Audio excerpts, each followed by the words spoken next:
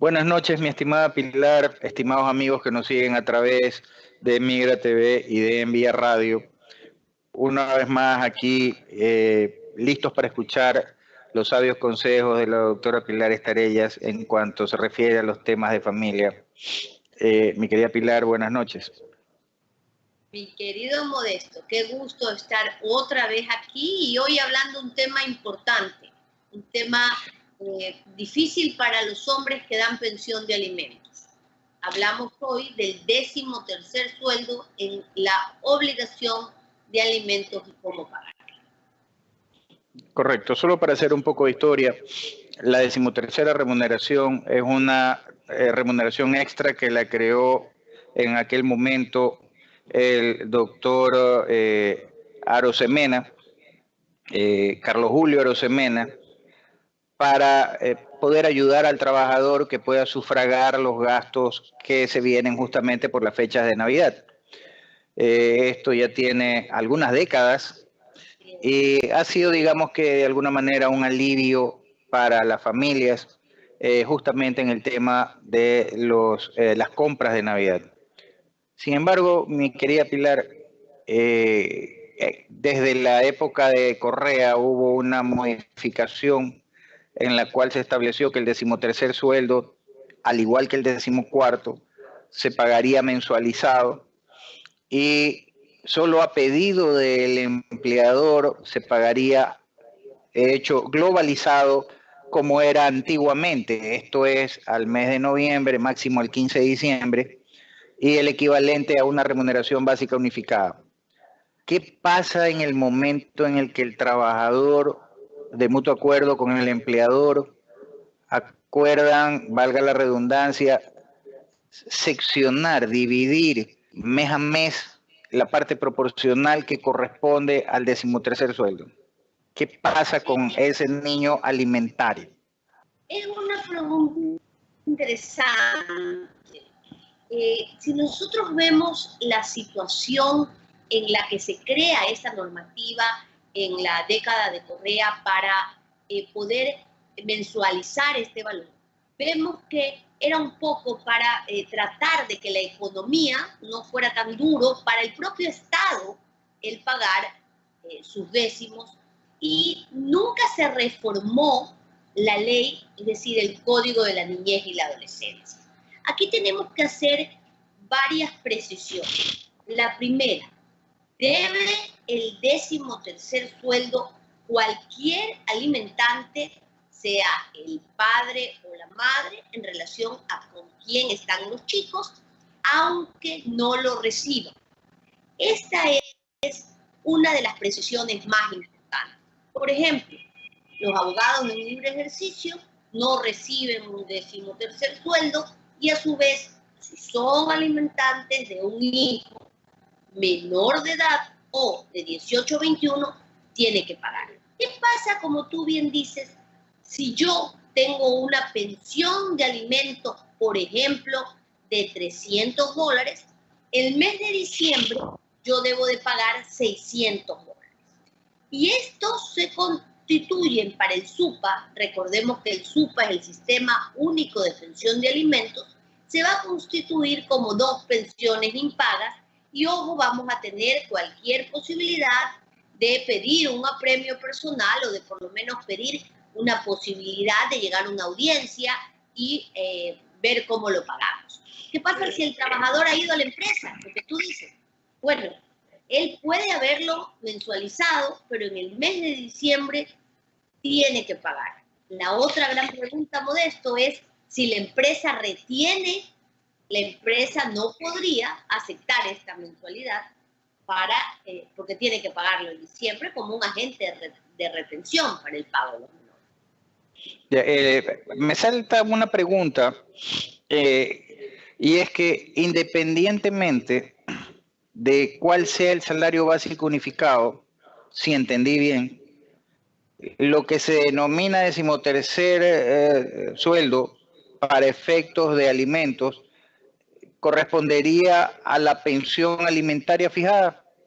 Claro, es la pensión alimentaria el doble. aquí hay otra gran precisión. Acuérdate que en alimentos pagamos el doble en diciembre y en marzo, cuando el trabajador ecuatoriano no recibe el doble en marzo, sí lo recibe en diciembre, pero así lo establece la ley. Recibamos los trabajadores o lo recibamos en la persona que da los alimentos, el alimentante, o no lo reciba. Esta es una característica especial de niñez y adolescencia y es una característica que dificulta los procesos de divorcio y que dificulta el cumplimiento, porque es un beneficio de ley, como es también el beneficio de ley de las utilidades, el porcentaje que le toca a los menores. Aquí hay que hacer la gran recomendación, es que el caso más fácil de pensión de alimentos es aquel en el cual el alimentante, le hace el padre, por ejemplo, porque es lo más frecuente, esté enrolado en una empresa. Entonces, ¿cuál es la gran recomendación? Si usted tiene un juicio de alimentos y el padre está enrolado en una empresa, solicite que le retengan la cantidad para que así la empresa sea quien le deposite y no le paguen al trabajador, sino que lo mande directamente a la pensión de alimentos. Me salta una pregunta al respecto y es, en estos casos generalmente, sobre todo cuando existen divorcios y estos son controvertidos, generalmente los padres lo que dicen es que la mujer se va a gastar o esta mujer se va a gastar el dinero en cosas para ella y no van a cubrir las necesidades del niño. Yo prefiero, o de la niña, yo prefiero coger y gastar comprando lo que requiere la niña y no darle en efectivo. Eso es muy común y tú que haces familia y divorcios lo debes de ver casi todos los días. ¿Cuál sería el consejo en este sentido? ¿Qué tan cierto es que el que tiene a cargo al niño no tiene una especie como de fiscalización de los recursos que pertenecen al niño y que ella maneja? No existe tal fiscalización, no tienen las mujeres la obligación de dar cuentas, por así decirlo, en qué gasté. Y esto tiene una motivación, que la madre, cuando tiene a los chicos, en su mayoría, yo siempre establezco esto, ni todas las madres son malas, ni todos los padres son malos, porque existe pues una teoría de sublimizar a la madre como el mejor, la mejor influencia en la vida de un chico, lo cual es sumamente cierto cuando la madre ejerce efectivamente ese papel y la figura paterna es fundamental en la vida de los chicos también y anularlo está en contra del psique del chico. Pero ¿qué tiene que hacer la madre? ¿Cuál es mi recomendación?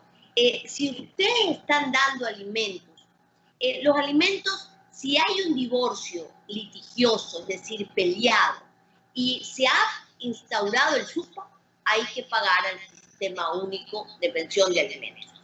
Con ese valor, y esto es importante de señalar, se incluye todo, se incluye el alimento, la educación, la salud, la vivienda, etc. Existen muchas mujeres que creen que aparte hay una obligación, no existe tal obligación. Existen muchos padres que se niegan o que se sienten perjudicados porque creen que no se invierte en el chico. Yo en lo personal he visto en mi ejercicio profesional madres y hace muy poco un caso importante en el cual el padre que trabajaba en España teniendo cultivos de naranja mandaba una cantidad importante para el chico, 500, 600 dólares, lo cual es importante para el rubro que manejaban ellos, y la madre le decía al chico que le mandaban 50 dólares. Entonces este chico tenía pues, una serie de dificultades, y claro, la casa estaba mal atendida, etcétera. Pues no todas las mujeres son así, las mujeres en general o en su gran mayoría establecen. ¿Qué hay que decir así? Hay que pagar el SUPA. Y, obvio, si hay un problema, comunicarlo al juez, pero en general no existe la norma de darle el uso o las facturas de lo que se paga al padre de los chicos.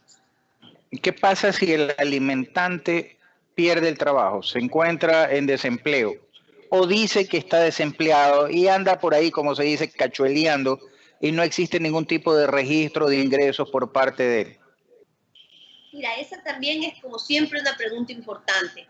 Cuando ustedes tengan un proceso de divorcio o cuando se vaya a instaurar un juicio de alimentos, siempre se debe de contar con la asesoría de un abogado. Primero, como lo he dicho siempre, cuando un hombre se separa de una mujer, se separa de la mujer, no se separa de los chicos. Los chicos siguen existiendo. Pero sí tenemos que tener claro que cuando se fija un monto de pensión de alimentos, es más difícil rebajarlo. Eso no quiere decir que no se pueda hacer. Sí se puede hacer, pero los jueces priorizan el interés superior del niño y dicen, ok, al chico no se le puede bajar. Por ejemplo, tuve un caso en el cual el padre pagaba $2,000 y quería pagar $100 porque se quedó sin empleo. Y claro, ¿qué tiene que ver el abogado de familia? Tiene que ver, bueno, yo puedo haberme quedado sin empleo, pero ¿cómo está mi estándar de vida? Mi estándar de vida es bueno, tengo varias maneras de comprobar, va a ser difícil que me lo bajen. Si efectivamente se queda sin empleo, inmediatamente, y esta es una recomendación al hombre, es buscar un abogado y rebajar la pensión. Que en este caso, o tratar de hacerlo para no tener las consecuencias legales del apremio o el pago de intereses, que sí existe. Pongámonos en un caso más extremo aún. Y de hecho pido disculpas por estar estornudando y tal, parte del problema de tener gripe. Perdón. ¿Qué pasa cuando en un proceso de divorcio ya el alimentante, en este caso el hombre, ha perdido el trabajo, está desocupado, está desempleado y desde que se inicia el proceso de divorcio ya esta persona no está enrolado en ninguna empresa? Es más, está atrasado en los colegios de los niños, está atrasado en el pago de los servicios básicos de la casa, bueno, todo, pongámoslo en el peor de los escenarios. Bueno, ¿Qué pasa con ese niño? El peor de los escenarios, que es muy real, que la situación económica no siempre es como quisiera. Y hay una gran mayoría de gente que en este momento está apretada. Entonces, ¿qué hay que hacer allí? Lo primero, llegar a acuerdos que yo conozca que puedo cumplir. Ahí hay un segmento de la población que dice, bueno, que me dé el divorcio y le firmo y después veo cómo lo rebajo. Eso es un error. ¿Qué debe hacer un padre que está totalmente atrasado, que no tiene dinero? Poner una pensión de alimentos que corresponda a su realidad. Yo soy abogada de familia, yo soy abogada en su mayoría de mujeres y defiendo a los chicos, porque decimos que dentro de un divorcio los que más sufren son los chicos. Entonces, me molesta cuando, por ejemplo, están en un colegio privado y el otro abogado me dice, bueno, sáquenlos a un colegio público.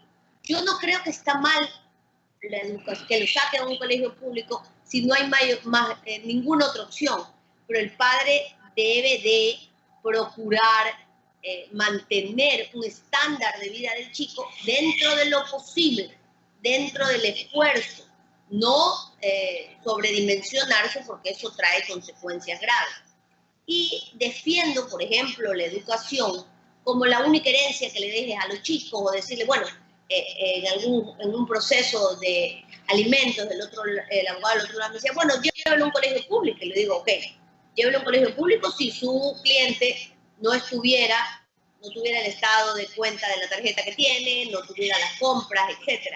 Recuerda que sí se va a ver el estado financiero y vamos a establecer. Si se están divorciando, buscar abogado y buscar abogado especialista en familia, porque de lo contrario las fichas se mueven y los abogados que no conocen, como tú eres laboral, conoces el tema y manejo, no saben que después es muy complicado reverter las consecuencias. Yo conozco un par de casos en que autorizaron la salida de los hijos porque se fueron, qué sé yo, de vacaciones con la madre, ya divorciados, el padre pasando una pensión alimenticia, y resulta que la madre resuelve quedarse ahí a vivir con la menor y a probar suerte hasta que le salgan los papeles y todo lo demás. La obligación del alimentante continúa. ¿Cómo hace para que le llegue a esta criatura que está en los Estados Unidos, en España, donde fuere, para que le llegue la pensión alimentaria, o simplemente el hecho de que la madre se la haya llevado con autorización para que regresen unos 15 días, un mes máximo, pero resolvió la madre por sí antes sí dejar quedarse allá? ¿Qué obligación tiene el alimentante referente al alimentario? Sí, sí se produce.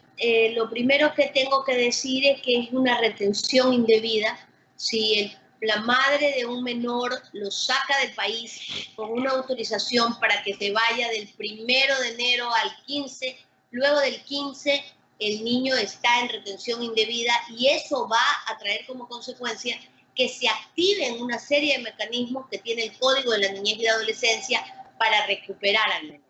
Esa recuperación va a ser larga y va a ser tortuosa.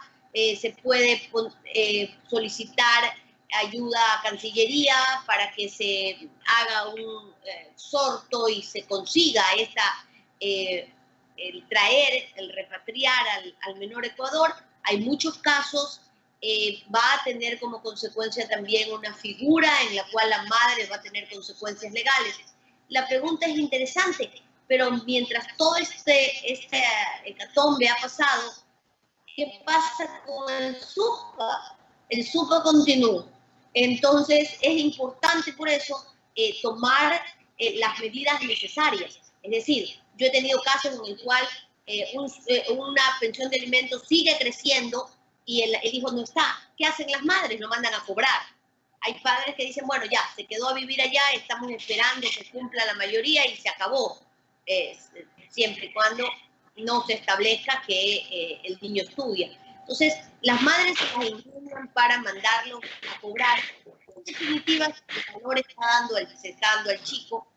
Se incumple el derecho del chico porque no se ve al padre, porque se interrumpe la relación, y porque es el chico el que más se perjudica, o la chica la que más se perjudica, ¿no? Pero sí hay que buscar un abogado y hay que buscar, tratar de establecer qué ha pasado con el chico.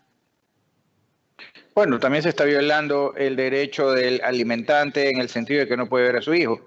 Y justamente fundamentado en aquello, muchas veces el alimentante dice, ¿existe algún tipo de acción judicial o legal en la cual yo pueda recurrir al juez y decir, señora juez, se han llevado a mi hijo, yo di la autorización para que salga, pero por un tiempo determinado se han quedado allá a vivir? ¿Puede usted suspender el tema del SUPA o qué sé yo?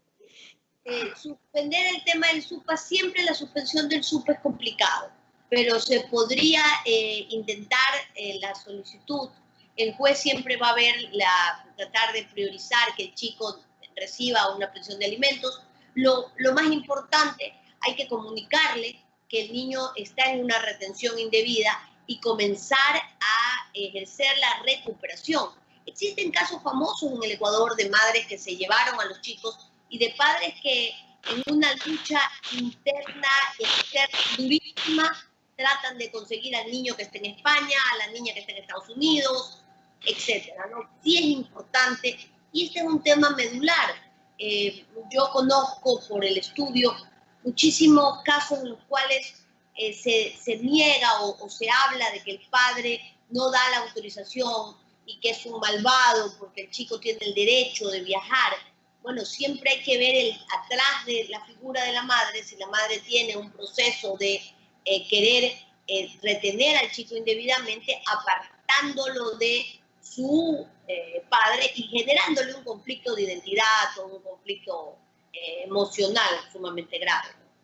Entonces, en algún momento el SUPA se puede convertir en una especie de póliza de acumulación, por decirlo de alguna manera, por parte de la madre, cuando la madre desaparece, se lleva al niño, no manda a cobrar nada, no quiere que la rastreen por ningún lado, y resulta que el padre sigue depositando, esos valores no son cobrados, y la madre está apuntando a que en un momento determinado se haga esta especie como de póliza de acumulación que va generando una renta que luego ella lo va a retirar antes de que obviamente el menor pase a ser mayor de edad.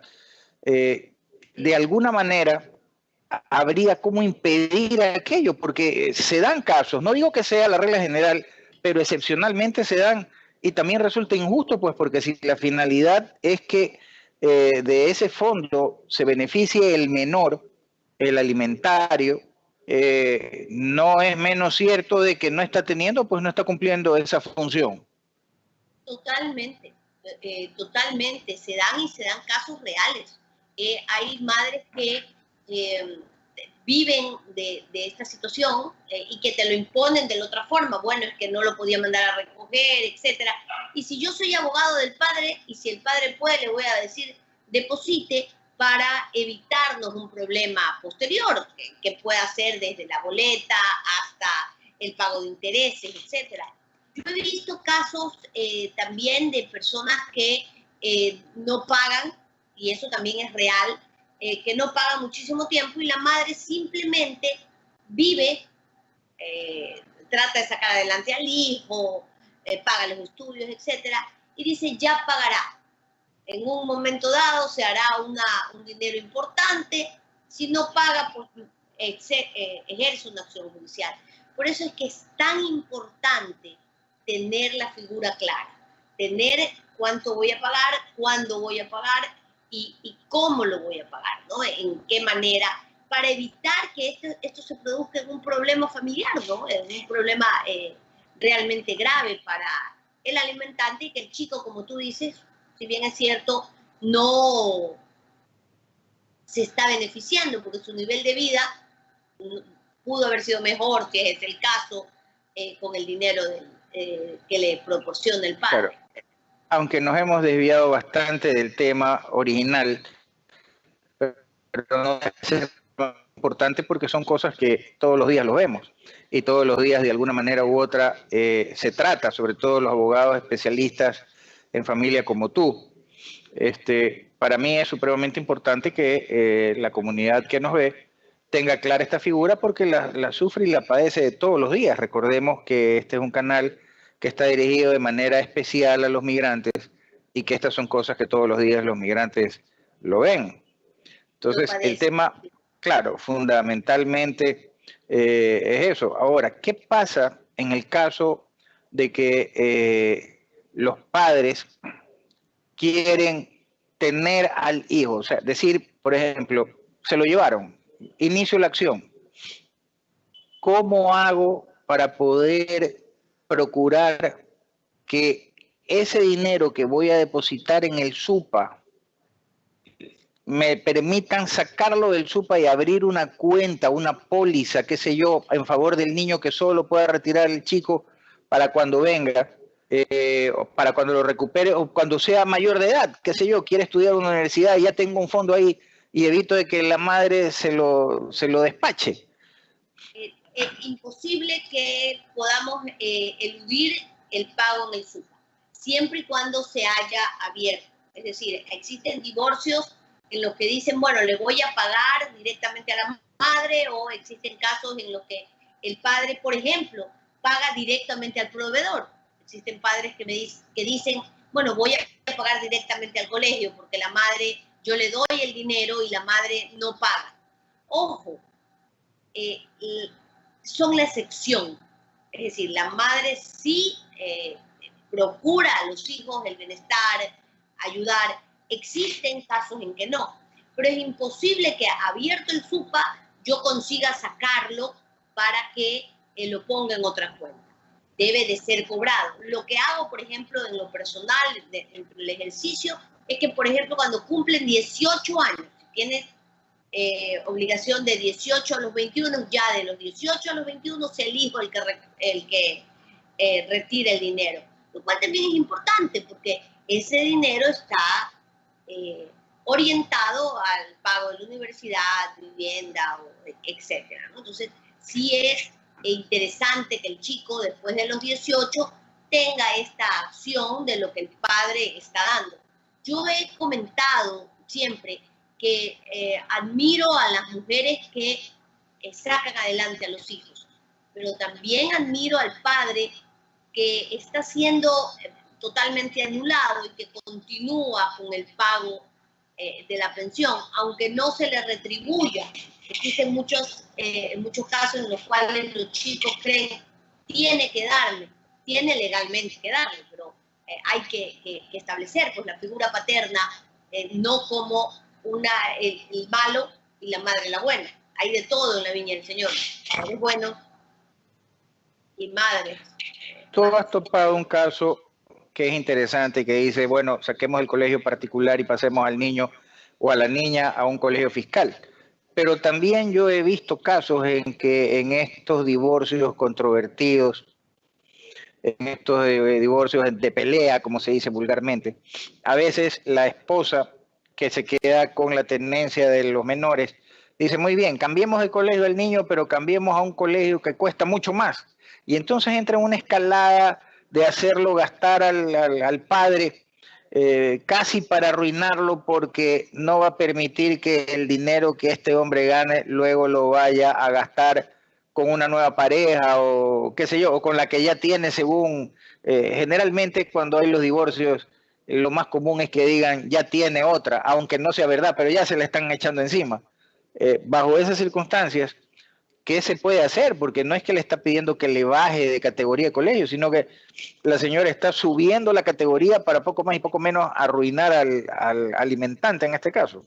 Existe mucho, existe más en la clase media alta, en la cual establecen, no quiero que él destine los fondos a terceras personas.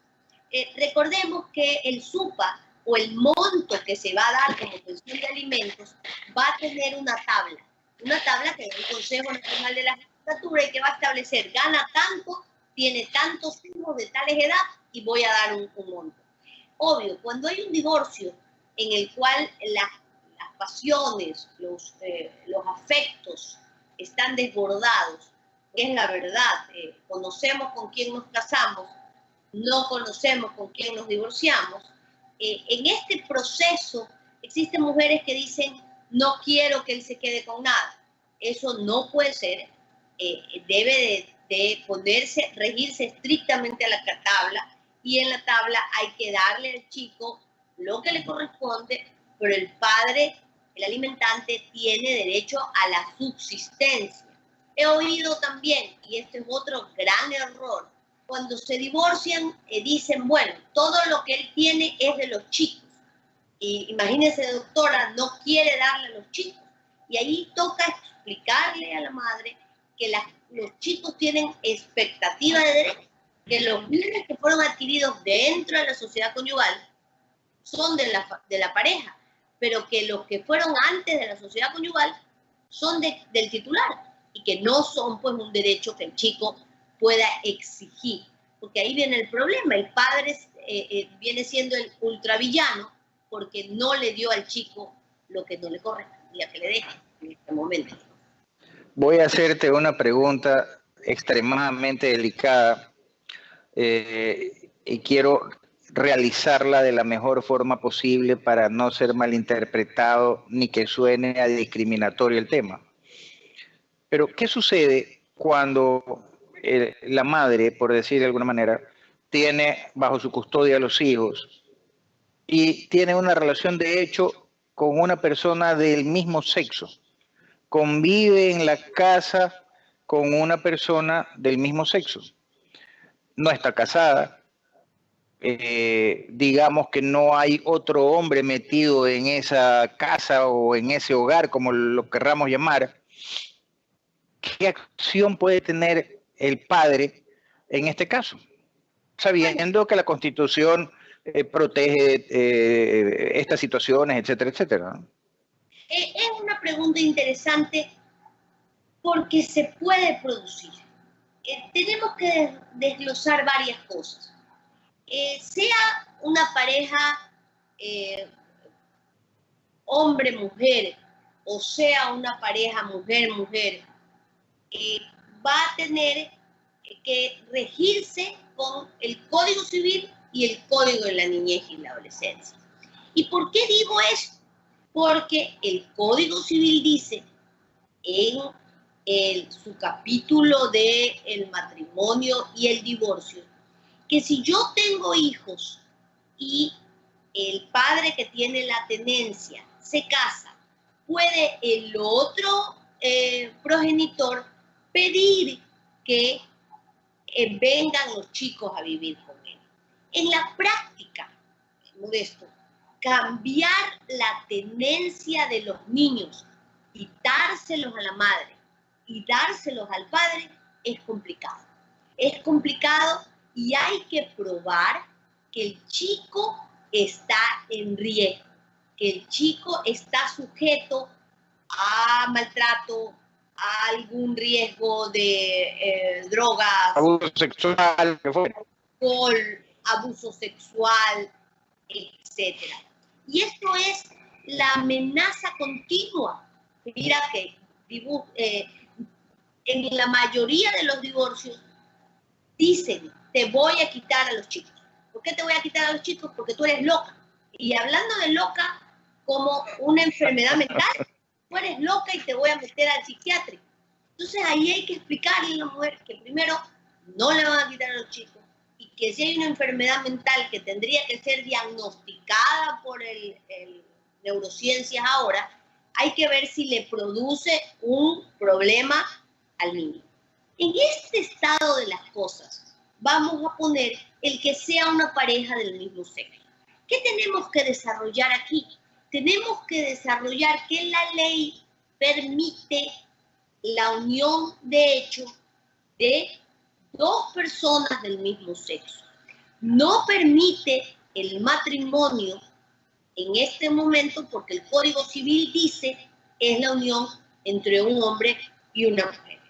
Si esto se transforma, porque existe muchísimo clase de conceptos de que se va a poder por la Constitución, por este bloque supra-constitucional, pero en este momento, en el Ecuador, no se pueden casar.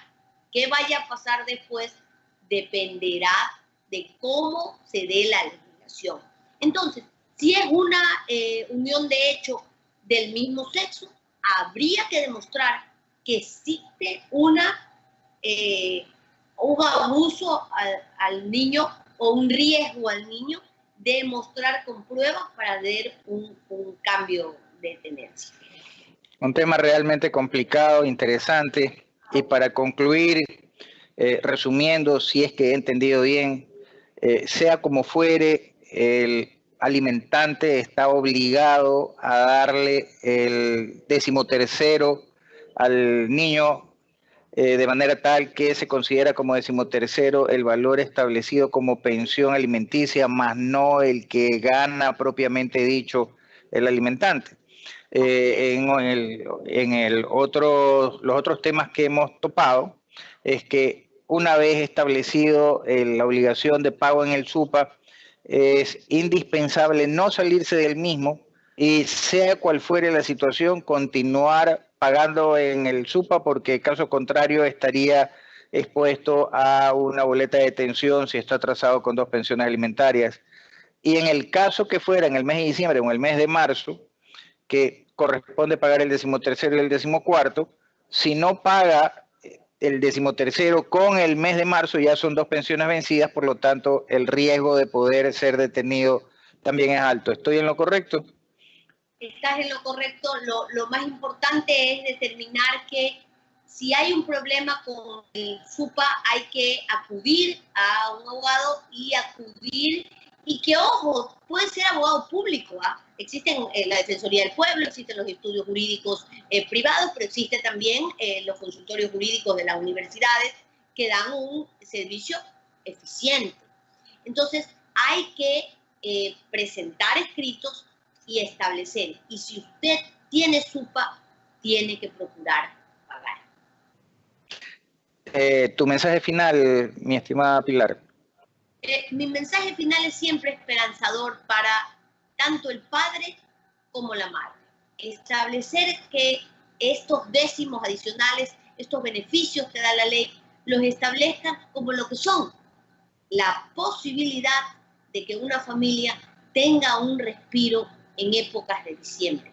Que por más que tratemos de no verle el consumismo, siempre hay valores que se desembolsan dentro de esta época y ayudemos a que tanto el padre con su situación económica como los chicos y la madre pasen mejores circunstancias.